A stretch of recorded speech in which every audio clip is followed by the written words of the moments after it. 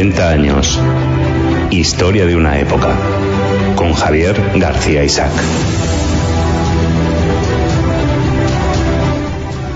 Pues estamos en 40 años, historia de una época, y seguimos con este serial, si no me confundo, es el quinto programa dedicado a la historia de una infamia. JF, ¿cómo estás? Bien, bien. Es verdad que el tema no es agradable, pero que yo creo que es bueno, lo estamos contando antes de empezar, intentar que en la medida de lo que podamos, ojalá lo siguieran los grandes medios, ¿no? Pero estos que controlan lo que piensan, pero no permitir que queden en el olvido tantos y tantos nombres, y seguramente los nombres que digamos aquí no llegarán ni a la mitad de las víctimas, pero un poco para recordarlo. Sobre todo es para que no se olvide esto, la historia de una infamia. Comentábamos fuera del micrófono que igual quedan hasta 3 programas más, con lo cual yo te dije desde un primer momento que esta casa se ponía a tu disposición el tiempo que fuera necesario, porque claro, 1.200 víctimas siempre lo hemos explicado, no solo contamos las 870 y tantos que mató ETA, es que consideramos que los comandos anticapitalistas, la ETA político-militar, los Jarray, el tío Miquel Otegi, que es un chaval supuestamente de Jarray, que un día se aburre, coge una escopeta y se carga a 2 chanchas, pues para mí también son crímenes de ETA. No sé muy bien por qué no nos comentan. Es más, aunque me diga Arnaldo Otegi que Begoña Urroz, la primera niña, no, era un grupo de liberación vasco que no tiene nada que ver con nosotros, en Guipúzcoa, quiere decir... Sí, eran policías fascistas. Que es lo que, eso que al final insinuó Otegi, ¿no? Al final seguro que eran infiltrados de la policía, ¿no? Como dicen siempre. Bueno, hoy ¿dónde nos habíamos quedado la pasada semana? Estábamos en los temibles años de plomo.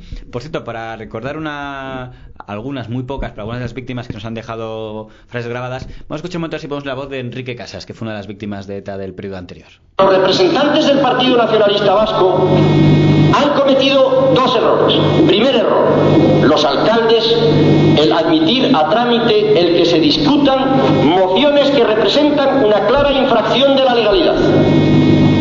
Y en segundo lugar, una vez admitidas a trámite, hacer el juego claramente a Herri Batasuna.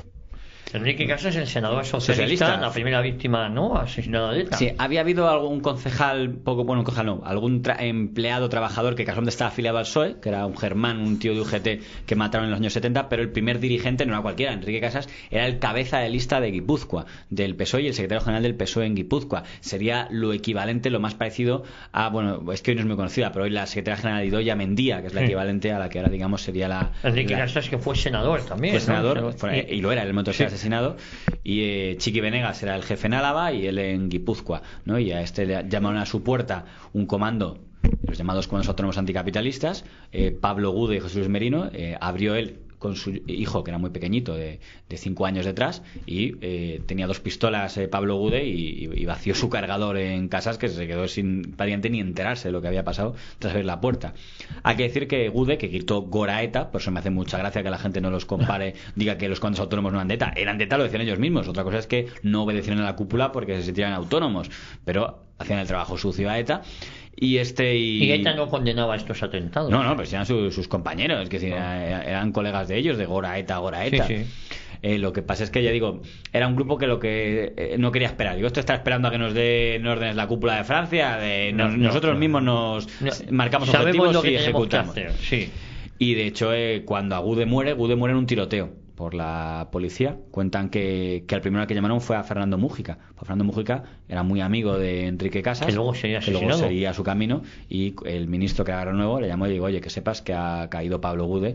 Y como le tenía mucho cariño, Fernando Mújica, que no lo quieren reconocer, muy amigo de Enrique Rodríguez Galindo. De General Galindo. Iba mucho a Hincharrondo y tal, porque era eso, pero es que al final vivían todos lo mismo, eran los que vivían amenazados. Luego no sé por qué su hermano Enrique Mújica intenta omitir este detalle. Digo, yo no creo que tenga que avergonzarse Fernando Mújica de ser amigo de quien le salga las narices, ¿no? Pero parece que no le gusta insistir. Eso me lo contó Fuster Fabra, de que le preguntó, de que Enrique Mújica no le gustaba nada de que su hermano abogado socialista había sido muy amigo del coronel Galindo, luego general Galindo, que fue ministro de Justicia con Felipe González. Eso es. Y de hecho, Enrique Mújica hizo una medida muy optimista justo en este periodo de tiempo que vamos a tratar ahora, que es la dispersión. Que es algo de las cosas que más daño ha hecho a ETA. Eso, y el cerrarles el grifo a Herri Batasuna. Sí, eso vino después. Pero eso ya fue mal bueno andar, y hay que decir que también fue un acierto. Vamos a poner un poco de orden en esos años de plomo terribles que hemos. El pasado programa hablábamos de 2 matanzas abominables, que son las de Hipercor y Casa Cuartel de Zaragoza. Mira algún hombre, todas las amenazas son abominables. Sí. Pero claro, siempre el factor niño parece como que te afecta más. Y en Casa Cuartel de Zaragoza murieron 5 niñas, todas eran chicas. Y en Hipercor también murieron varias hermanas, toda la familia Cabrerizo. El padre sigue por ahí vivo. Yo no sé muy bien cómo debe quedarte la cabeza cuando tu mujer y tus hijos mueren un día en el Corte Inglés, en el Hipercor en este caso. Pues no sé, le he visto muy civilizado. No sé, en Estados Unidos cogerían una escopeta y se podrían hacer el loco. Pero bueno, en España, afortunadamente, supongo, y digo supongo porque es lo correcto decir, me fío del Estado de Derecho, pero he hablado de los asesinos de casas. Merino, el que acompañó a Pablo Gude, ya está en libertad, y a mí su viuda, Bárbara Dujor, me dijo que se lo había cruzado alguna vez. Es decir, uno de los asesinos de su marido, el que no murió en tiroteo por la policía, está ya a libertad, y me dijo Bárbara Dujor que se lo había cruzado un día, no le había hablado, pero que le había visto. Bueno, pues fíjate dónde queda la dignidad de los socialistas, ¿eh? No hablo de las víctimas, sino hablo de los dirigentes que han venido después de los socialistas, ¿no? En el caso de Casa Cuartel de Zaragoza, ahí no, porque son los franceses de Parot y Esnal que han sido dentro, pero por ejemplo la bomba de Hipercor, colocada por un comando formada por Cari de Simón, Josefina Mercedes Arnaga y Domingo Troitiño, ya están en libertad los tres.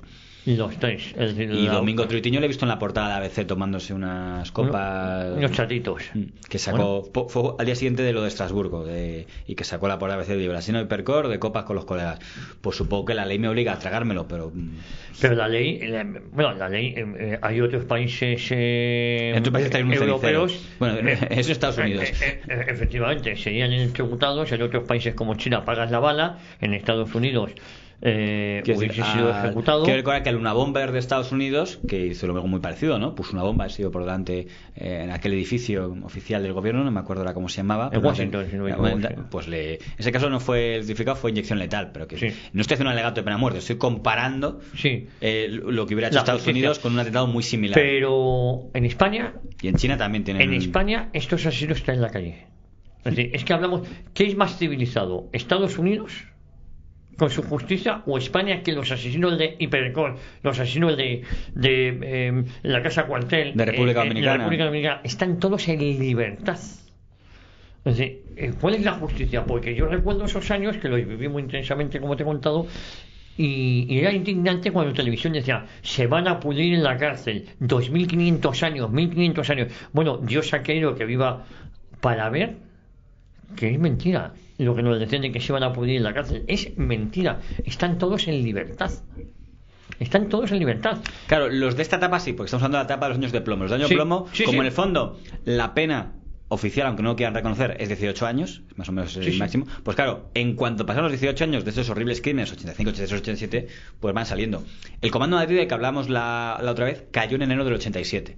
Una gran redada. Hay que decir que hay una persona que colaboró mucho, fue una política del PSOE llamada Ana Tutor, que era la delegada del gobierno de Madrid. Les tenían bien y entonces. Ana Tutor falleció. Falleció ya. Su marido, que es periodista, Alfonso Palomares, socialista, muy amigo de Felipe González, pues él lo contaba esa jornada de cómo le dijo: eres periodista, pero no puedes decir nada de esto porque el Comando Madrid no puede escapar. Y aquí al final ayudan los vecinos cotillas. ¿Quién iba a decirlo, no? Pero hay vecinos cotillas que dicen: aquí hay un grupo de gente que son como 5 chicos que nunca salen y tal, no sé si son hippies o algo, y tuvieron suerte de que al policía de turno al que hicieron la queja, que sería para: oiga, vaya usted a reñirles a ver si están, dijo: espera, a ver si van a ser. Y entonces inició las pesquisas, ¿no? Y no sé cuándo estaban Iñaki de Juana Chaos, la tigresa que pudo escapar, Belén González Peñalba, Troitiño, el otro, Antonio Troitiño, el hermano pequeño del de Hipercor. Es que el que puso el botón de Hipercor es el hermano que puso el botón de República Dominicana. Pueden tener cenas de Navidad para intercambiar sangres y muerte.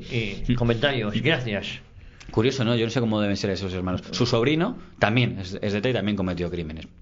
Una niña en Santa Pola, luego hablaremos de eso, pero que encantará. Yo imagino que habrá algún troitiño decente en el mundo, pero de otras ramas, porque de esa es los una que vamos a hablar aquí me parece a mí que no. Nos podría haber ahorrado su existencia, esa rama troitiño, con perdón de los padres troitiño o no, pero bueno, a los que conocemos son los que son. Bueno, pues ese comando cae en ese momento y el único que escapa, curiosamente, es Suárez Gamboa. ¿Y quién lo iba a decir? Cuando escapó, y era un asesino muy importante Luego, gracias a que se escapara, evolucionó. Curiosamente, Suárez Gamboa, en el libro que escribió con Matías Antolín, un periodista experto en hacerse amigo de criminales, y no digo para criticarle, porque lo hacía... También fallecido. Matías Antolín llevaba en COPE, si no me equivoco, o en Antena 3, el buzón, ¿no? El abuelo oyente, sí, claro, sí. Pues Matías Antolín tenía costumbre de irse a las cárceles y hacerse amigo de criminales, pero no para blanquearles, al revés, para que contaran su historia. Una cosa muy curiosa que ahora no se entendería, porque ahora parece que el periodista que se hace amigo de un delincuente es porque cree que es inocente. Antolín no, Antolín sabía que eran culpables, pero quería, cuéntame tu historia, cuéntame.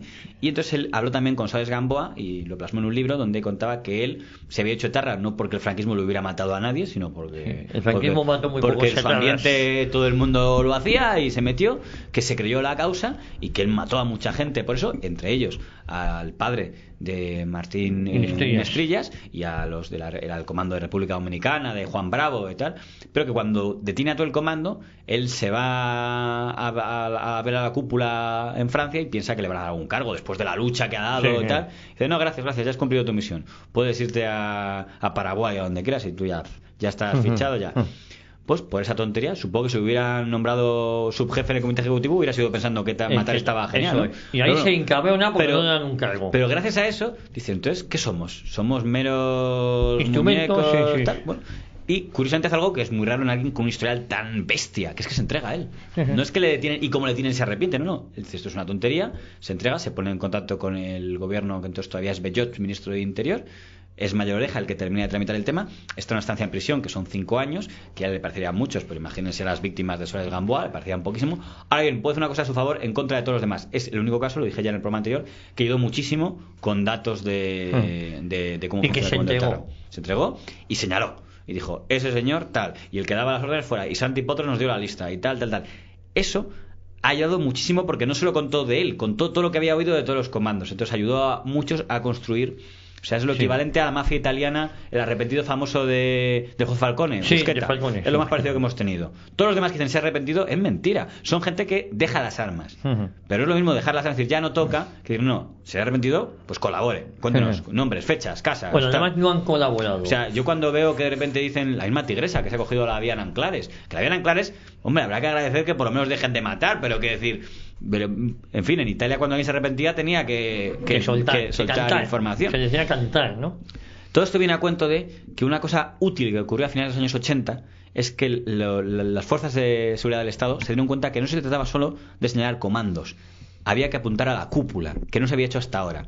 O sea, el jefe de ETA más importante, que era Chomín, que cae del tejado y se mata, se supone que accidentalmente, en el año 86-87, era, digamos, el más parecido a jefe, pero nadie había abierto sumarios contra la cúpula, era sumario contra el que mataba. Y entonces hubo ahí un servicio policial, ahí tuvo mucho que ver Rafael Vera a nivel político. Y a nivel judicial, aunque parezca mentira, luego enloqueció, pero Baltasar Garzón fue el primero que en la Audiencia Nacional número 5 abrió un sumario y decir, espera, que tiene que haber una cúpula. Pillan a una cooperativa de viviendas vascas llamada Socoa, les pillan con mucho papeleo tal, y dicen, ¿esto qué hacemos? Porque no hay un crimen aquí directamente que señalar, son datos de cómo funciona la organización tal, y dicen, hay que abrir un sumario contra la cúpula de ETA. Y ahí hay que hacer algo muy importante. Todos sabían que la cúpula de ETA estaba en Francia y los amigos franceses todavía no querían colaborar. Y estamos hablando del año 86-87. Sí. España había entrado en la Unión Europea en el año 85, que no es excusa. Sí, por cierto, con Francia haciendo todo lo posible para que no entre. O sea, de hecho, no podemos entrar dentro de la cabeza, pero hay quien dice que unos motivos por los cuales Francia no colaboraba con el tema de ETA es porque quería torpedear todo lo que pudiera que no entramos en la Unión Europea. Bueno, te recuerdo unos comentarios muy desafortunados de Alberto de Mónaco cuando íbamos a hacer aquí un evento deportivo y decía que él no recomendaba a España no era seguro. No era seguro y había atentados. Luego, por desgracia, lo que ha pasado en París. Efectivamente. Pues en ese momento se ponen de acuerdo una serie de factores en empezar a señalar a una cúpula. Para que entendamos, la cúpula de ETA se había establecido como un comité ejecutivo. O sea, es como lo llaman ellos en su jerga, como si fuera un partido político. Y entonces separaron dos grupos. El aparato político, que es como el que manda, el que da las órdenes, el que da los cursos, el que negocia con los interlocutores del gobierno, y al frente estaba Josu Ternera, y el aparato militar. Ahí estaba Paquito, Francisco Mujica Garmendia Paquito. Estos dos son las dos figuras más importantes en toda esta etapa que estamos diciendo de los años de plomo. los que deciden la estrategia de los coches bomba. En teoría, el aparato militar es el que ordena los asesinatos. Quien ordenó, y está ya condenado por ello judicialmente, poner la bomba ante la casa cuartel de Zaragoza fue Paquito Mujica Garmendia. En el caso de Hipercor, Paquito tuvo al principio un número 2 en el que delegaba, que era Santi Potros, que fue el que ordenó lo de Hipercor. A Potros le detienen y entonces queda Mujica Garmendia, Paquito, al mando de todo ese aparato militar. Esos, digamos, eran los que ordenan todos. Estos son los que ordenan, por ejemplo, el asesinato de Yoyes, que era algo muy importante. Yoyes era la protegida de primero de Argala y luego de Chomín, pero como Chomín ya está perdiendo fuerza y luego se mata en el tejado, pues ya no la podemos cargar y dar un mensaje. Pero hay algo muy importante que me olvidé decir la semana pasada con cuando asesinan a Yoyes, Suárez Gamboa no sabía. No, él estaba a favor y él lo reconoce en el libro. Ah. Él dice, se nos preguntó qué opinamos, todo el mundo está a favor y yo también. O sea, él ahora se arrepiente, pero en aquel momento él reconoce que él también estuvo a favor de que hay que eliminarlo, aunque mandaron a eliminarlo a un tal Cubati, al que luego detuvieron con la táctica de la cabina. Sí. Pero una cosa muy curiosa, Yoyes, su hermano, era concejal de Ribatasuna, o sea, no se había vuelto militante del PSOE, no digamos ya del PP, ¿no? Era concejal de Chile. Y ella sería votante y tal, simplemente habíase cogido las medidas de reinserción, que eran que si tú públicamente renunciabas a usar la violencia y decías me he ido de ETA, no se te perseguía judicialmente. Era el argumento. Bueno, ella la matan en su pueblo, era Ordicia, en el año 86. En el año 87 hay municipales. En el año 87 Ribatasuna duplica sus votos en Ordicia. Es decir, había un asesino a Yoyes, que era una de ellas, y en esas listas iba el hermano de Yoyes. No, ya se había ido. Porque de hecho, cuando se hace el ayuntamiento hace una condena del asesinato de Yoyes, los concejales de Ribatasuna votan en contra de la condena. El hermano se abstiene.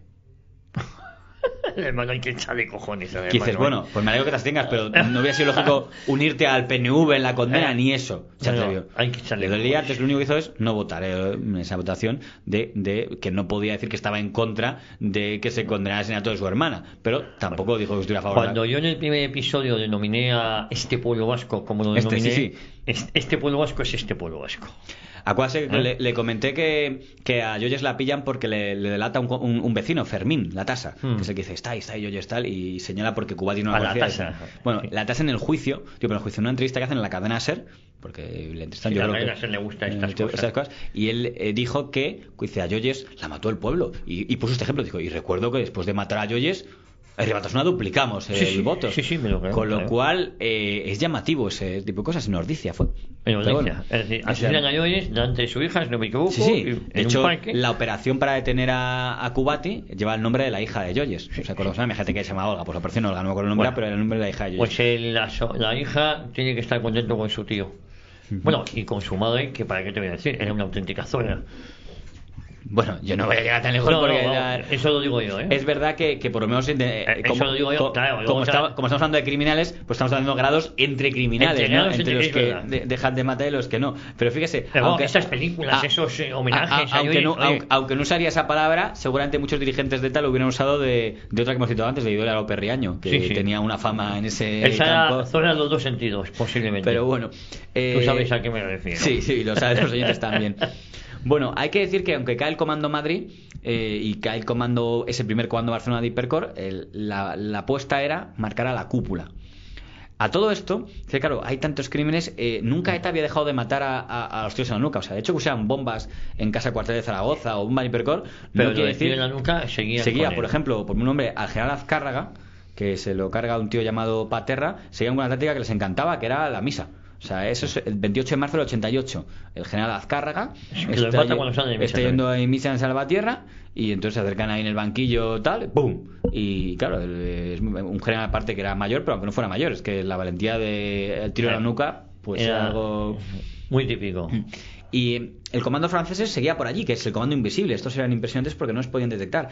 Los mismos que pusieron la bomba en casa cuartel de Zaragoza en el año 87 intentan, lo comenté otra vez, volar la dirección general de la Guardia Civil en Madrid, que es importante, pues supuestamente es un lugar muy vigilado. Entonces van Henri Parot y Jacques Snall, colocan una bomba delante de la casa cuartel de Zaragoza, delante de la Dirección General de la Guardia Civil en Madrid, y la hacen estallar. Lo que pasa es que ahí funcionó el blindaje, lo que fuera, y no mataron a nadie pero en cambio había un coche aparcó delante y había un bebé en el coche. Estas cosas que tiene el destino. Se llamaba el bebé Luis Delgado Villalonga. 2 años tenía. Matan a un bebé que estaba metido en un coche. Sí, porque estaría el padre delante, el padre sobrevivió, pero el coche que estaba, el bebé que estaba en la parte de atrás reventó. También murió otra persona, Jaime Bilbao Iglesias, que tenía 38 años de edad y que era un operador de televisión, pues no sé, estaría por ahí con algún reportaje que fueran a hacer sobre la dirección de la Guardia Civil, y también reventado por este comando de los franceses Henri Parot y Jacques Snell a las órdenes de Paquito. Otro bebé, que tengo aquí la imagen, y que nadie conoce. O sea, el otro día pensaba, dice, que si ponemos las hermanas Alcaraz, sí. ¿Quién conoce esas caras? ¿Quién conoce? Pero yo creo que la gente no sabe ni que existe. ¿Habrá en algún lugar los padres de Luis Delgado Villalonga, que no sé ni cómo quedaron mentalmente, de que sin saber por qué un día voló su bebé por el gran delito de que aparcó cerca de la Dirección General de la Guardia Civil? Cuando se puso la bomba en la Dirección General de la Guardia Civil, muere ese bebé, y muere también el operador de televisión. Es decir, que ETA también ha sido un experto matando niños. No ha tenido ningún reparo en matar niños y bebés. Es que, por ejemplo, hubo un reportaje, un documental muy premiado, muy bien hecho en edición, pero muy sectario, tóxico en el contenido, llamado La Pelota Vasca. Sí. La Pelota Vasca no menciona a ningún niño, porque sabe muy bien a quién va dirigido. Juega un poco al 50-50, ¿no? Claro. Queremos la paz entre los dos bandos. Y sabes que si mencionas la lista de niños, eso internacionalmente no vende. He mencionado antes a Rafael Vera. Rafael Vera se va a Francia a pedir colaboración a los franceses. Y dice, que es un tema español, muy político, muy complicado. Y Rafael Vera dice, oiga, yo no he venido a hablar de esto, he venido a hablar de esto. Y le planta las fotos de Luis Delgado reventado. Del bebé. Entonces dice, yo no sabía nada de esto. El juez Lefebvre, que se llama algo así. Que digo, yo cuando leí eso en las memorias, digo, pero ¿qué clase de gentuza tenían en Francia? ¿No lo sabían? Sí, ¿no sabían que los etaras ponían bombas y mataban niños en España? ¿Y esos eran los responsables de la justicia? Pero fíjate, ahora cuando la pantomima de la rendición de ETA, y perdóname que me vuelva ahora a tiempos más actuales, España ha querido homenajear a Francia por su ayuda y ha entregado no sé qué historia, no sé qué armas o una pantomima como agradeciendo a Francia su colaboración. Por favor, si es lo mínimo, Francia tenía que estar de rodillas de aquí al Valle de los Caídos pidiendo perdón, porque por su culpa se han cometido muchísimos crímenes. Francia ayudó a vencer al monstruo que Francia había ayudado a crear. Que había ayudado a crear. Si no, ETA no hubiese matado tanto sin la ayuda de Francia y sin la ayuda de Portugal después de la Revolución de los Claveles. Como aquí hay una libertad que no tendríamos en otro medio, aquí podemos decir que todos los crímenes de ETA eran infames desde el año 61 en adelante. Pero bueno, si estuviéramos en Telemadrid, a partir del año 77, ¿qué excusa tenía Francia para no colaborar? Y estamos hablando del año 87. Sí. 10 años de asesinatos y los que quedaban, pero los 10 años de asesinatos, los años de plomo, están en la cuenta de Francia. Por cierto, cuando estaba Franco, el general de Gaulle colaboraba, no estaba ETA matando, colaboraban a pleno rendimiento. Seguramente el general de Gaulle hubiera colaborado bastante más que lo que hicieron. Además, aquí por poner nombres y apellidos, aquí hay nombres que hay que poner claramente. El gobierno de Valéry Giscard d'Estaing como jefe de Estado es el máximo responsable de toda esta historia. François Mitterrand tampoco ayudó demasiado, pero por orden, Giscard d'Estaing fue quien más colaboró con ETA, el que permitió las ruedas de prensa tras asesinatos como el de Carlos Blanco, Guaraluce, y con primeros ministros como Miquel Rocard o sobre todo Pierre Mauroy, que luego fue presidente de la Internacional Socialista y del que dijo el propio García Damborenea del PSOE vasco, tenemos que agradecer al camarada Pierre Mauroy la muerte del camarada Enrique Casas. Y hay que decir que cuando Jacques Chirac le nombran primer ministro de Francia a un Mitterrand ex jefe de Estado, el alcalde, ese empieza a haber una pequeña colaboración, o sea, un poco. Y hace lo que le César, ya en la etapa de Chirac como jefe de Estado y con Sarkozy como ministro, ahí sí, ya la colaboración era plena. Pero hubo que pasar muchos años para llegar a esa etapa. Así que no fue gracias a Mitterrand como también nos han vendido. No. Mitterrand de presidente, porque entró el primer ministro era Chirac. O sea, aquí, mira que yo ni conozco a Chirac, pero por poner los cargos. Esa fue la realidad de los cambios de política. Entonces, en esta época, en la que se puso un cambio, hay un nombre que quiero recordar y vamos a escuchar su voz. Así podemos escuchar la voz de Tagle. Cuando se habla de incremento de las acciones policiales, siempre volvemos la oración por pasiva y decimos, bueno, las acciones policiales, ¿qué refrendo tienen luego con la ley respecto a combatir el terrorismo? Y hay un planteamiento, nosotros nos hacemos un planteamiento sobre la práctica muy sencillo. Mire usted, en este país se paga lo mismo por matar a una persona que por matar a 7.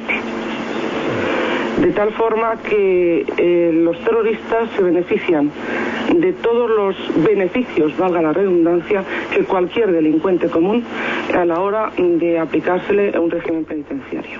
Esta voz que escuchamos es la voz de la fiscal de la Audiencia Nacional, doña Carmen Tagle. Asesinada. que era de la Audiencia Nacional, era la fiscal, digamos, para que lo entendan. Una instrucción en España es un poco raro, porque lo que en otros países lleva la fiscalía, aquí se divide en dos equipos: fiscalía y juez instructor, no confundir con los jueces de tribunal, que son distintos. Entonces era la compañera de Garzón. Garzón era el titular del juez instructor, y la fiscal era Tagle. Eran de ideologías muy diferentes, porque Garzón venía de jueces para los jueces progresistas, ella venía de la asociación de fiscales conservadores, pero bueno, que en ese momento trabajaron. Y ellos son los que van a Francia a hacer la parte jurídica para que Francia pueda autorizar a extraditar a miembros de la cúpula de ETA, que era la clave que teníamos para intentar ver. Y entonces ahí, en ese año 89, cuando hacen esa entrevista a Tagle, pues acaban de pillar a Josu Ternera. Le han pillado por fin al jefe del aparato político. Es la época de los contactos de Argel. Y entonces se van a decir, oye, que no se trata de que Francia le condene por tenencia de armas 2 días y le suelte. No, que este señor, como jefe de la cúpula, tendrá una responsabilidad entre los crímenes que se han producido, aunque diga que es el jefe del aparato político, ¿no? Cuenta Garzón que cuando van ahí a ver a los jueces franceses, piden hablar con Ternera y tal, y está ahí y tal, y dice Ternera, yo no sé nada, yo no sé nada de asesinato, ni sé nada, y que Tagle murmuró, valiente hijo de puta, fue lo que dijo Tagle y que el gesto de Ternera a Garzón cuenta que le preocupó, porque le pareció como que tomaba nota de, uy, ¿quién es esta? La matrícula. El mismo Josu Ternera, que ha estado en libertad todos estos años y después de esto fue diputado. Eso tiene mucha gracia. Eso es una diferencia. Spain is different, ¿no? Claro, eso no sé en cuántos países podrán presumir de ese tipo de cosas. El que posiblemente le cogió la matrícula a Carmen Tagle para luego asesinarle, es que después de todo esto fue diputado. Y después se le permitió escapar a Francia, porque hay que ser claro también. Pues Carmen Tagle es la que intentó, no se le hizo caso, pero aquí dice algo que es literalmente exacto. Dice, en este país cuesta lo mismo matar a una persona que matar a 7. ¿Por qué lo está diciendo? Porque está viendo los sumarios, está diciendo, esta gente que estamos condenando ahora va a salir, porque en el fondo matas a una persona, 10, 15 años de prisión. Matas a 7, 10, 15 años de prisión. Con lo cual, en el fondo dices, no va a haber diferencia. Estos, el Comando Madrid, del que ella era instructora del juicio cuando la mataron, de Juana Chaos, todos estos, ella estaba allí. Era la que estaba llevando la acusación contra ellos. Funganiño la reemplazó, pero era ella la que llevaba ese sumario. Fernando Funganiño, que nos ha dejado... Ha muerto hace poquito. Sí. Era Tagle, que además pidió penas. Ella pidió 2.264 años para cada uno de ellos, que fue la condena. Pero claro, a efectos prácticos es una condena inexistente. Es una condena... No, es la tomadura de pelo que yo te decía, que pero yo creo que esos años me decían que se iban a poner en la cárcel, y he visto que todos han salido. Es que ninguno de esta época se ha podido ir en la cárcel. Entonces, pues Iñaki de Juana y todos estos, a la fiscal a la que iban diciendo pido máxima pena contra estos señores, esa fiscal se llama Carmen Tagle, y les debió caer suficientemente mal como para que alguien dijera a esta la queremos borrar. ETA nunca había atacado al sector judicial, salvo si contamos a Mateo Cánovas, el que fue último presidente del Tribunal de Orden Público, que nunca lo cuentan porque sabe que a los franquistas no les cuentan nunca en las listas de víctimas de ETA. Mateo Cánovas lo mató Henry Parot y Jacques Snall por orden de Chomín, y a Carmen Tagle lo mató Henry Parot y Jacques Snall, en esta ocasión por orden de Paquito y tal vez de Josu Ternera. ¿Cómo se produjo el asesinato realmente? Cuando aparcaba. O sea, ¿En la Audiencia Nacional o en su casa? No, en su casa. Es decir, que tener información de dónde vivía. Tuvo que haber gente que hiciera seguimientos en Madrid, no en Estados Unidos del País Vasco. Sabían dónde vivía, y eso que no es un dato público. Pero bueno, alguien haría sus seguimientos. ¿No tenía escolta? No tenía nada. No tenía escolta. Y entonces Paquito, que reconoció en el juicio que lo había ordenado él, y de hecho cuando le juzgan a él señala a los tribunales y dice, para nosotros todos sois Tagle. Les dijo en el juicio a Paquito por ordenar el crimen, pero los que lo matan fueron los franceses Parot y Snall. Y es cuando está aparcando en su casa, se acercan, dicen esperad, y cuando está aparcando en el garaje, el coche tiene que hacer una maniobra de meterse un poco dentro, y está muy despacito para girar. Y en ese momento se acercaron a la ventanilla y vaciaron el cargador en la puerta. Ella quedó muerta dentro del coche con la radio puesta. Y los periodistas, todo el mundo lo vio, porque como era un lugar relativamente cerca de la Audiencia Nacional, les dio tiempo a llegar. Matías Antolín, le hemos citado antes, lo vio. Manuel Marlasca, el padre del Manuel Marlasca que usa en La Sexta, también lo ha contado de cómo llegó ahí y se la encontró destrozada. Pues, ya dentro del coche, entra ahí y muerta. Porque era muy joven, tenía 40 años, que decir, era una fiscal. Flaco favor le han hecho luego algunos compañeros de ellos que se han dedicado a soltar y a liberar etadas.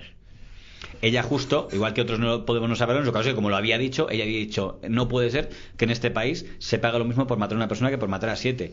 Me duele decir, aunque eso supongo que es más culpa de políticos que de jueces, que la legislación penitenciaria no ha cambiado radicalmente. No. Es cierto que ha habido 2 cambios del Código Penal uno que hace Belloch en el año 95, que establece que por lo menos los 30 años sean íntegros, es decir, vale. Año 95 me estás hablando, sí, año 95. Hasta el año 95 no se ha hecho ningún cambio.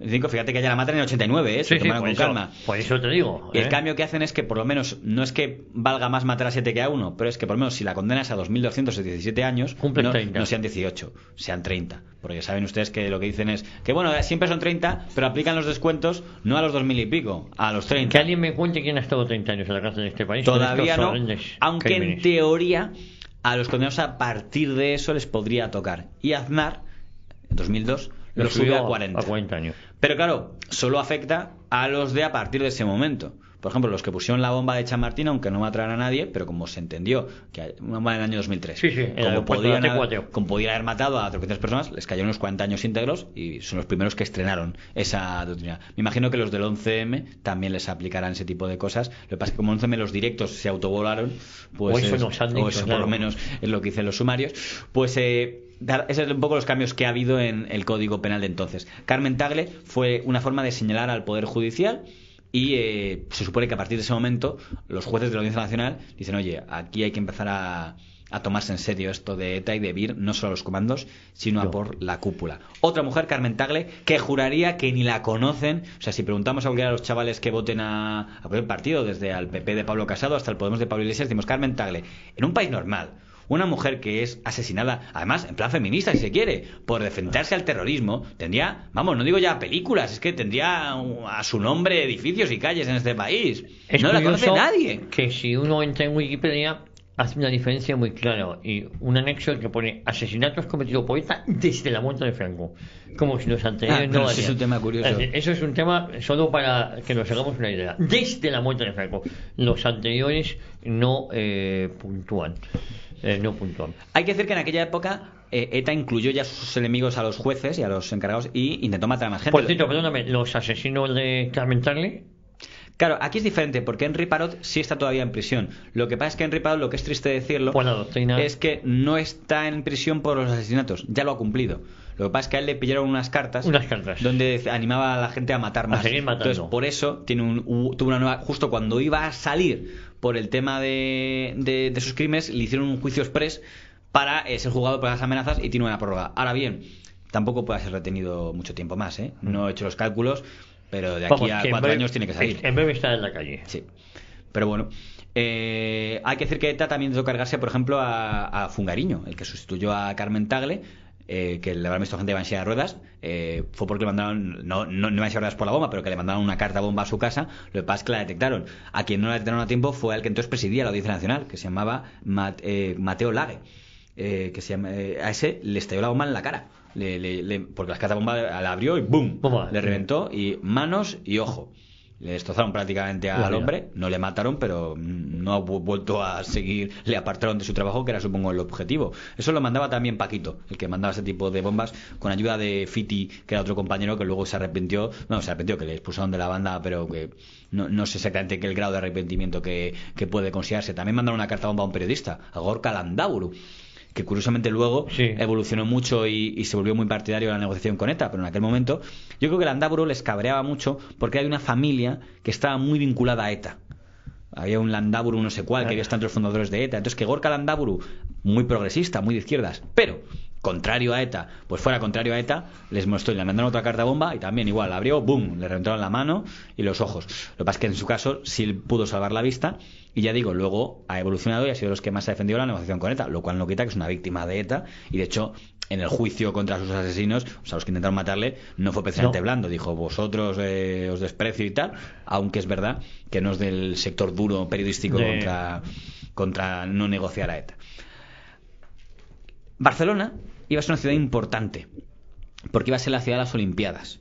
Entonces en el año 90 ya se sabía que en el año 92 ya estaba concedido el... Entonces se hizo otra cosa. Ya estamos en el año 92. Ya estamos en el año 90, estamos viendo... Eso es. Y entonces han pillado a los de Hipercor, a Cari de Simón, a el hermano Troitiño, ya están condenados, pero ETA dice que quiere montar un segundo comando y recurre a una organización que es poco conocida, que es Terra Iure. ETA a veces recurría a gente fuera. No estamos hablando de los secuestros, pero la gente que es muy conocido que para secuestrar a Emiliano Revilla contrataron a unos mercenarios de ultraizquierda de Chile, el MIR.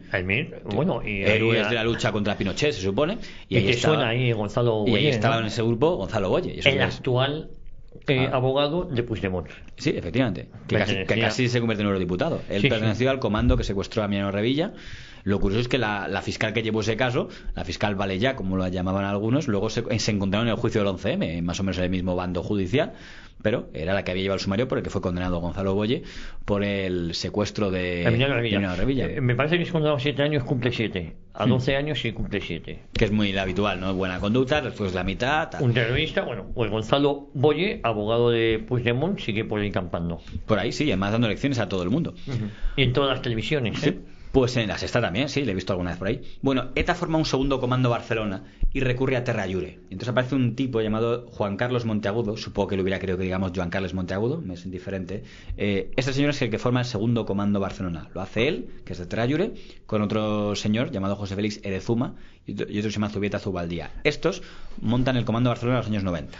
Es decir, Terra Llure monta el comando Barcelona. Sí. Miembros de Terra Llure con ETA. Que no, Terra Llure se ha decidido que lo dejan y que se meten a Esquerra, y un grupo de gente diciendo, oye, pues no queremos dejarlo, nos vamos a... Es decir, Terra Llure, uno se mete a Esquerra, República de Cataluña, y otros se van a ETA. Y otros se van directamente a ETA, pero vamos, siempre sintonizando mucho. Porque hombre, muy discrepancia ideológicamente no debería haber, ¿no? No había. Eso es, por ejemplo, en el 8 de diciembre de 1990 se asesinan a balazos a 6 policías en Sabadell, y por decir algunos nombres: Miguel Marcos Martín, Ramón Díaz García, Juan José Escudero, Eduardo Hidalgo, Juan Gómez Salazar y Francisco Pérez Pérez, con una media de entre 22 y 26 años. Siempre iban a por los grupos de policías jóvenes. Bueno, hay que decir que este día José Luis Corcuera, que era el nuevo ministro de Interior, el que había reemplazado a Renuevo, dice: hay que acabar con estos gudaris de mierda. O sea que el PSOE está enfadado. No llegó a lo que dijo el alcalde de Torrelavega del PSOE, que llegó a decir pena de muerte. O sea, imaginaos cómo están los ánimos del PSOE en aquel momento, para que hasta el PSOE dijera: oye, hay que plantearse, la pena de muerte. Hay que plantearse intervenir. Corcuera, él me aseguró que él pidió, por favor, cadena perpetua, pero que no le hicieron caso. Pero que él lo pidió, dijo: tenemos que hacer una reforma de Código Penal, y que le dijeron: no, es que hemos visto, y estamos en la Unión Europea, y la Unión Europea está en contra de la cadena perpetua, pero que él lo pidió como ministro de Interior, intentar una reforma. La misma Unión Europea que ha protegido a etarras, asesinos y criminales hasta el último momento, y aún así sigue haciéndolo. ¿Por qué he mencionado a Juan Carlos Monteagudo? Porque Juan Carlos Monteagudo está en la historia por una cosa que es muy triste, que es porque el 29 de mayo de 1991 estampó un coche cargado de explosivos ante la casa cuartel de Vic. El atentado de Vic. El atentado de Vic. Aquí murieron exactamente, y no lo quiero decir mal, 10 personas, y 5 de ellos niños. Por cierto, importante, no los cito, pero que la gente recuerde que siempre hay heridos. Por ejemplo, en el atentado de Vic hubo otros 13 heridos, 2 niños que sobrevivieron sin miembros, con amputaciones o de brazos o de piernas. Esos los que sobrevivieron. Los que están por ahí en algún lugar. Estamos hablando de mi generación, o sea, con la edad que tengo yo ahora, pues había un tío sin brazos y sin piernas, por el tema de Vic. Bueno, el atentado de Vic, que lo hicieron buenos catalanes. Lo que ahora sería considerado buenos catalanes. Ana Cristina Porras López murió, tenía 10 años de edad. María Dolores Quesada Araqué tenía 8 años de edad. Estoy citando solo a los que eran menores de edad. Francisco Díaz Sánchez tenía 17 años. Vanessa Ruiz Lara tenía 16 años. Bueno, y al margen de eso, pues los guardias civiles que murieron, que no estoy diciendo que no sea importante, pero siempre por marcar lo más importante. ¿Y por qué esto es siniestro? Todos los crímenes son siniestros. Pero esto es muy interesante saber lo que pasó allí. El coche bomba, que fue estampado contra el patio de la casa cuartel donde estaban jugando los niños. Y a mí lo que me contaba Fuster Fabra, que fue el abogado de este caso, de lo que le impactó cuando vio el sumario, es decir, tuvieron que verlo. Siempre es un crimen, o sea, los de cuando Parotti y Esnal detonan el coche entre la casa cuartel de Zaragoza, pueden suponer que van a matar a niños y tal. Pero aquí es que no solo que lo supongas, es que lo tuvieron que ver. Lo vieron. O sea, ellos pusieron el coche en marcha para que se estampara con las bombas, y en ese momento están viendo que van al patio. O sea, iban a ser los primeros en reventar. O sea, los 5 niños que murieron es porque eran los 5 que estaban en ese patio jugando. Los otros heridos estarían dentro, pero los que murieron es porque estaban en ese momento con un balón de fútbol jugando. Hay unas imágenes del balón ahí reventado que saca a veces Telemadrid, y de 2 guardias civiles que se dan un abrazo reventados, son de la casa cuartel de Vic. Pues lo vieron y lo tuvieron que armar. Es un poco decir qué clase de personas serán este Juan Carlos Monteagudo y este José Félix Edezuma. Nunca les podemos preguntar por qué hay que decir que no sobrevivieron 24 horas después del atentado de Vic. ¿Por qué? Porque la Guardia Civil, que sospecho, esto es una apreciación mía, debió dolerles en el alma este tema, dijo, estos hay que pillarlos. Y aquí lo que es la colaboración ciudadana.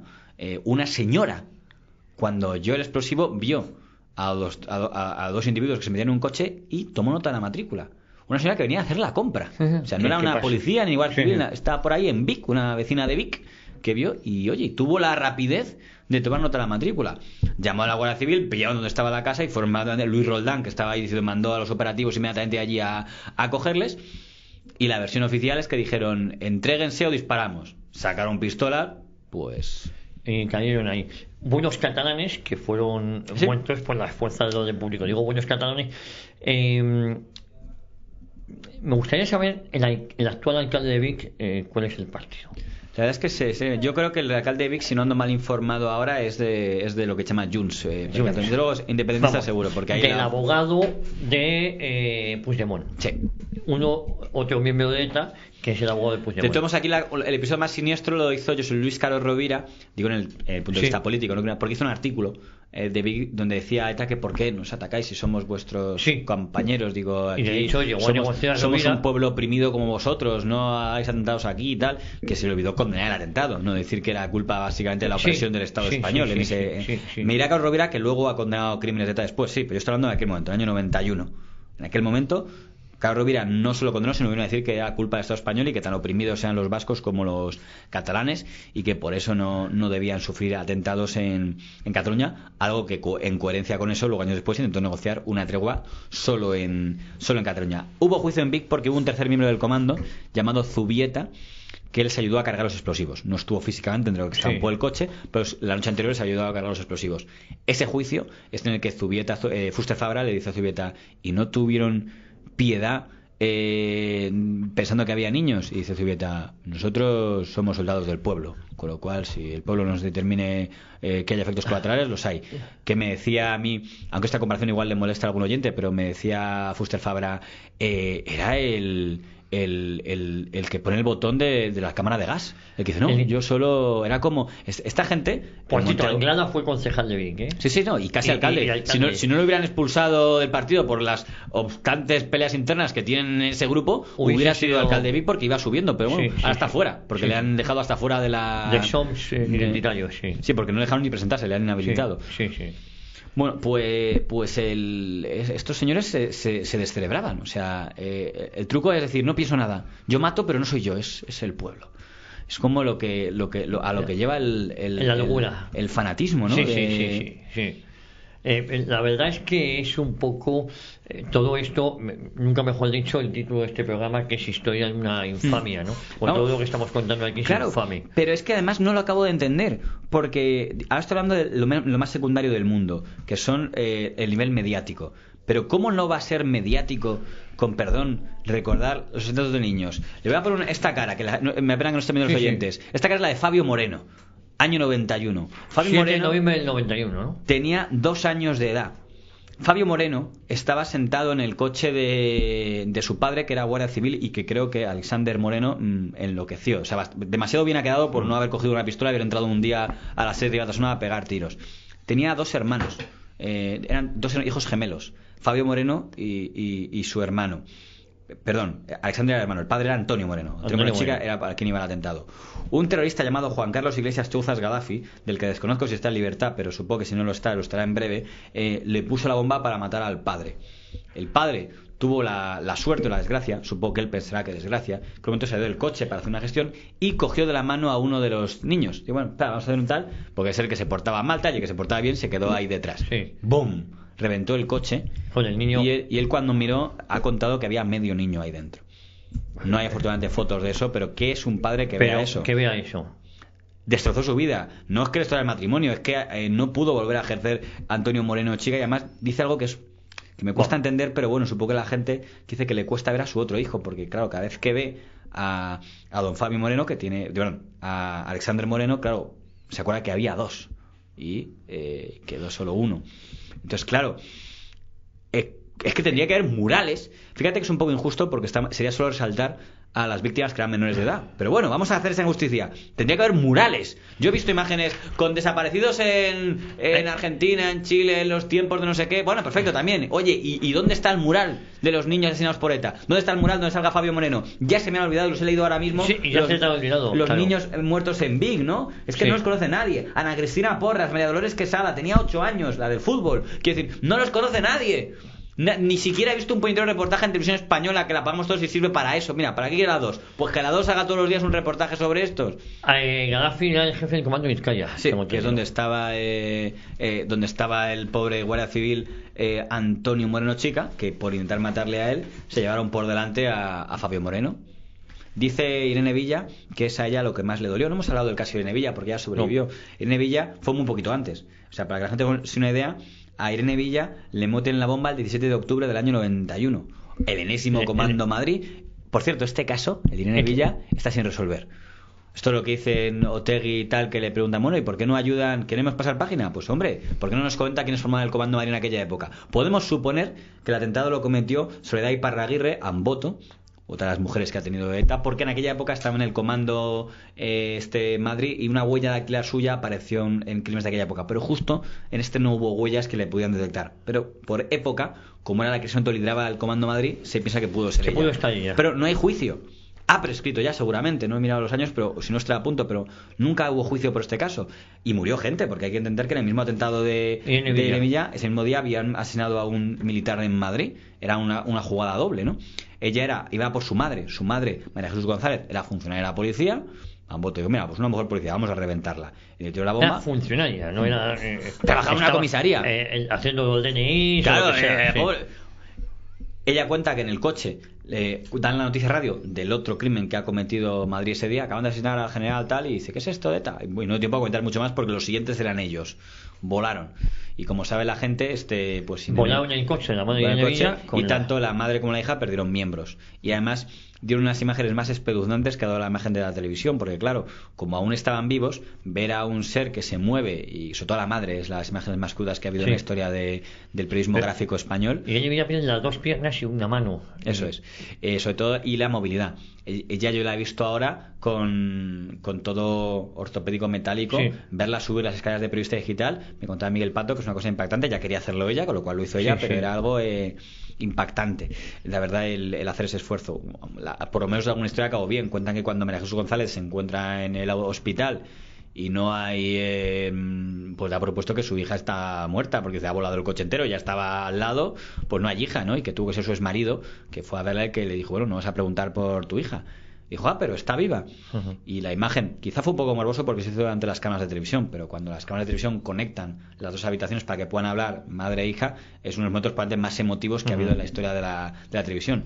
Y una cosa que cuenta Irene Villa es que a ella le impactó mucho, esto era el 17 de octubre del 91, cuando tan solo unos meses después, el 7 de noviembre, vuela Fabio Moreno, porque dice que es lo que más le impactó a ella, saber que, y dice, nunca olvidaré la cara de Fabio Moreno, porque entendí que ese podía haber sido yo. Fue solo un mes de diferencia, y también demostró que a ETA le importaba una mierda que hubiera niños, ¿no? Porque anda que no están viendo ya subites caos para que dijeran, oye, claro, y vamos a era una niña prácticamente. Sí, tenía 12 años. 12 años. Y le encantaba jugar a baloncesto, nunca más volvería a jugar, evidentemente. Ahora hace labor de periodista y...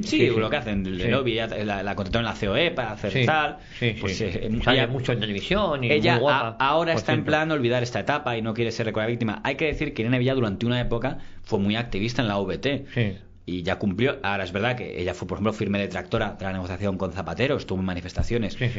Ahora no quiere saber nada de ETA, y dice, miren, ya no, y también lo entiendo. Ya saben que en víctimas del terrorismo hay 3 grupos. El grupo mayoritario en víctimas del terrorismo es la que no quiere saber nada. Lo que ahora ha hecho Irene Villa, porque dice, miran, quiero ahora hacer mi vida y eso es lo que pasa siempre con el mayor tipo de víctimas. No quieren olvidarme de esto. Claro, no es que perdonen, pero decir, oiga, tengo que hacer mi vida y entonces no puedo tener siempre la etiqueta de soy víctima. Es el grupo mayoritario de víctimas siempre en cualquier país. El segundo grupo mayoritario, que es el segundo, es el grupo de los que, oye, es que esta es mi bandera y quiero hacer caso a esto para que no caiga el olvido. Es muy duro, pero es que si nadie lo hace, queda en el olvido. Entonces, suele ser minoritario, pero hay un grupo así importante que lo hace.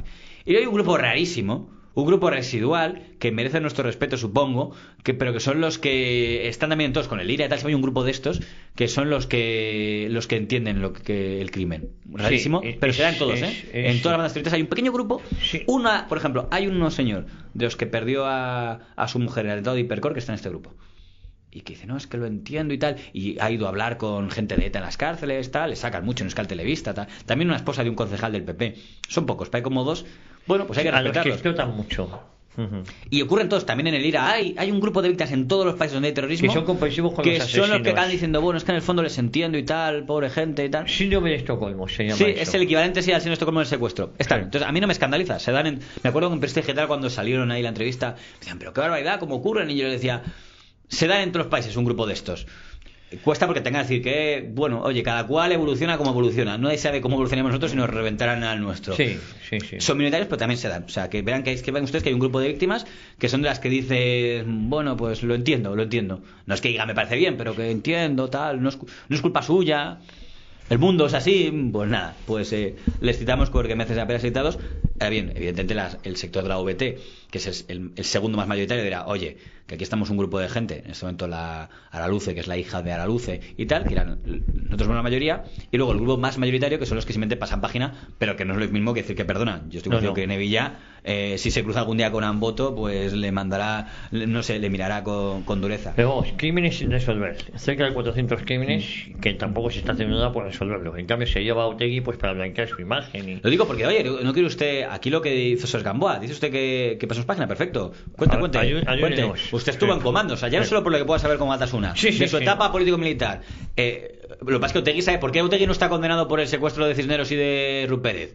Precisamente porque saben que hay lagunas. Claro. Y cuando no hay una huella o nada, pues se libran. Entonces, igual que hay Oteguis que se libraron de ser condenados por los crímenes de Cisneros y Rupérez, ¿cuántos Oteguis habrá de comandos que a lo mejor están regentando un bar o tal? Y dicen, oye, nunca se llegó a identificar que yo estaba. Ahora vuelvo tranquilamente y ya está. Pasemos página, ¿no? Entra dentro del tema. Hay que decir que un año importante que marcó un antes y un después de ETA es el año 92, precisamente el año de las Olimpiadas, que hemos citado antes de las Olimpiadas. Y ETA, de la Expo. De la Expo, una cosa que ETA quería reventar a toda costa. Hay que decir que una cosa muy importante ocurre en esa etapa, que es que detienen por fin al comando francés, a Henri Parot y a Quesnel. No fue una gran operación, les pillaron cuando iban a matar más, o sea, el comando no paró de matar. Henri Parot le pillan cuando va a colocar bombas en Sevilla para reventar la Expo. Lo que pasa es que afortunadamente había muchos cordones policiales y un cordón policial dice, ese coche pesa demasiado, a ver qué tiene usted ahí. Hay gente que en ese momento se le pone a ligar tiros, se ve que Parot pensó, digo, a ver si simula un poco, no, yo soy francés, y a raíz de esa detención del que pensaban...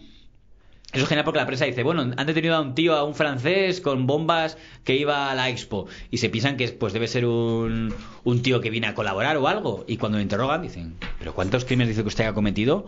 80 asesinatos, resuelven de golpe más de 100 crímenes. Casa Cuartel de Zaragoza, Carmen Tagle, Cristóbal Colón, Mateo Cánoves.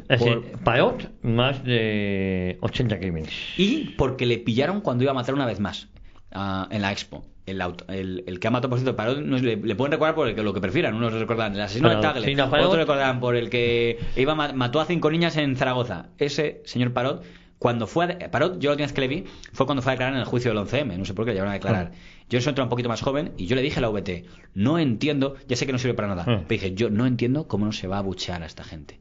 O sea, quiero decir, alguien como Parot, que la gente no sabe ni quién es, digo, es que solo por lo que ha hecho no merece que vaya a desfilar a la nacional y no haya como un cordón. Es que el titular, con perdón, tendría que ser como el monstruo va a declarar ante la Audiencia Nacional, porque está el historial que tendría que haber, ya digo, este sí que seguro que en Estados Unidos no viviría ni en Estados Unidos, ni en China, ni en Rusia. En España la mitad de esto está en libertad o lo van a estar.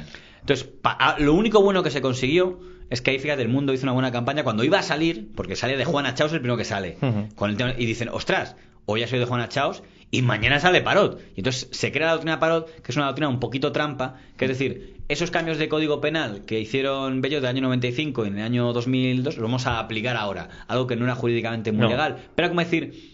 No vamos a decir que eso, aunque era eso lo que hacen de manera encubierta. Vamos a decir que lo que hacemos es reinterpretamos el código de reinserción de penas para que no se descuente de los 30, que es lo que en la práctica hacían 15, sino que se descuente del total. Cabrones, con perdón, los legisladores habían tenido años de sobra para haber cambiado la esperaron a cuando llegue eso de Juana Chaos. Cuando salió de Juana Chaos, es que de Juana Chaos no lo hemos contado. De Juana Chaos, el que dirigía el Comando Madrid, el de la Plaza República Dominicana, el que asesina al padre de mi amigo Inestellas, se hace muy popular porque cuando matan a otra persona, a la que luego no da tiempo hoy, pero citaremos, hace un comunicado diciendo: me encanta ver las caras desencajadas de las víctimas. ¿Por qué dice eso? Porque él piensa que a un grupo de los jóvenes cachorros de ETA les puede hacer daño ver ahí llorando a familias de víctimas. Dice: hay que hacer un gesto de gallardía. Entonces dijo: venga, pues para demostrar, no es que tengamos que hacerlo, es que tenemos que reírnos. Me encanta, sí. Yo quiero pensar que él es psicópata, pero no, pero como un gesto de propaganda. Decir: mira, aquí que a los jóvenes hay que ¿sabéis lo que tenéis que haceros cuando vais a llorar? Tenéis que alegraros. Porque aquí decís que estáis haciendo daño al enemigo y tal. Bueno, ese discurso que suelta él por escrito como una consigna, que encima le firma Ardi Belchà, y donde publicaba este artículo, también Parot publica artículos. Parot publica artículos en Ardi Belchà donde firma como preso político. Afortunadamente esa revista ya está cerrada, diciendo que: hola torturador policía, espero que pronto acaben contigo. Y salían publicados esos artículos y encima no con la firma preso político, y no se perseguía al medio. Y todavía hay tíos que dudan de cómo se podía decir que Egin o Ardi Belchà fueran publicaciones de ETA. Es más, Gara, que sigue emitiéndose y de la que no hay pruebas de que sea una obra de ETA, porque debe ser que han tenido cuidado de que la cúpula sean empresarios privados y no haya publicación, publica artículos de gente como Iñaki de Juan Achaos y firma preso político. Ya solo eso debía ser suficiente como para que cerraran el periódico, por lo menos le metieran alguna pasta. Y si eso no es apología del terrorismo, pero que están poniendo artículos de un tío que ha matado a gente y firma preso político. Sí. Pero bueno, son cosas así. Bueno, en el año 92, aparte de que cayó por fin el puñetero Parot y demostró el fracaso del Estado español en poder detectarle, era el comando invisible, pero por lo menos el acierto de las medidas de seguridad tomadas con motivo de la Expo, también es cuando ETA va a decidir señalar más a políticos. Al primero al que se cargan es a un tío al que le tiran muchas ganas, aunque está más o menos retirado, que es Manuel Broseta. Manuel Broseta había sido el secretario de Estado de UCD. En Valencia, ¿no? Era un profesor. Destacado político de Valencia, era catedrático efectivamente también. Este fue uno de los autores del España de las Autonomías, de la cual mucha gente será muy crítico. Bueno, él intentó aquello del café para todos, junto con la ayuda de Abril Martorell y tal. A él se lo cargan nuevamente por orden de Paquito, que estaba on fire ordenando asesinatos, y había caído Josu Ternera, con lo cual quedó como jefe absoluto de ETA, y lo matan Tigresa, que había escapado del Comando de Madrid y se había ido a Valencia, y un tío del que no he hablado, aunque lleva matando todo este tiempo, pero es que no podemos enterar a todos los asesinos. Se llama Ursulo Sistiaga. Le llamaban el asesino de las 1000 caras, no sé por qué, únicamente porque se ponía gafas o bigotes, pero tampoco se crean ustedes que era un camaleón, pero bueno, simplemente se dejaba bigote a veces, otras veces se ponía gafas, pero bueno, esos apodos que tiene la gente. A Ursulo Sistiaga, el cerdo, cuando le detienen, dice: enhorabuena, habéis detenido a un gran miembro de ETA. Pues el tío tenía un ego, el tío. Un ego muy subidito, sí. Nos van quedando dos minutos. Lo raro es que aquí la directora de las provincias, María Consuelo Reina, me dice, pero eso es su opinión, que está convencido que a Broseta le señalaron desde Cataluña. Dice que Broseta, el que más le odiaban eran el independentismo radical Terra Llure, porque era el que impidió que Valencia formara parte de la autonomía catalana. Y me dice: yo estoy confundido, y él lo sabía. Él me decía: me van a matar en cualquier momento porque me llegan cartas de amenazantes de gente catalanista. Objetivamente, quien le mató fue ETA. Pero él pensó, Broseta estaba convencido que el separatismo valenciano, catalán valenciano, el pancatalanismo, es el que estuvo detrás de ese crimen. De todos modos, si ya con esto terminamos, hay que decir que el 92 fue importante porque es cuando por fin Francia detiene la cúpula de ETA. En el año 92. En el 92 hablamos, Franco había muerto en el 75, no es ninguna justificación. Ojo, es un homenaje a todas las víctimas, incluida la del 75, como no podía ser de otra manera. Y le tienen que hacer a la policía española, ¿eh? Francia lo que permitió es dejar operar a la policía española. No da tiempo ya a contarlo, pero muy breve, les meten un misil. O sea, el coronel, luego general Galindo, hace una operación muy inteligente que es fingir que son traficantes de misiles y decir: estamos dispuestos a venderos un misil, y lo compra ahí un pringado y espera que ese misil con el chip puesto se quede en un lugar fijo. Ya está fijo. Bidart. Bingo, dice Galindo, nos sentó a ver les tenemos. Y es la redada de la policía española, de acuerdo con la francesa, para pillar y por primera vez descabezar a ETA. Aún quedaba ETA para rato, pero para que entiendan, el primer antes y un después fue cuando cae la cúpula de ETA en Bidart. El primer momento que cae una cúpula de ETA. JF La Mata, continuamos. Iba a decir que me alegro de estos programas y me alegro que no olvidemos aquí a las víctimas. El homenaje va dedicado a todas las víctimas del terrorismo, que están olvidadas, todas, absolutamente, que están olvidadas, y sobre todo a recordar todos los crímenes espeluznantes, porque así me estoy quedando yo con este serial de programa. Volvemos, JF, la próxima semana. Y a todos ustedes, muchísimas gracias por su fidelidad y prometemos volver a Dios mediante aquí a 40 años, historia de una época.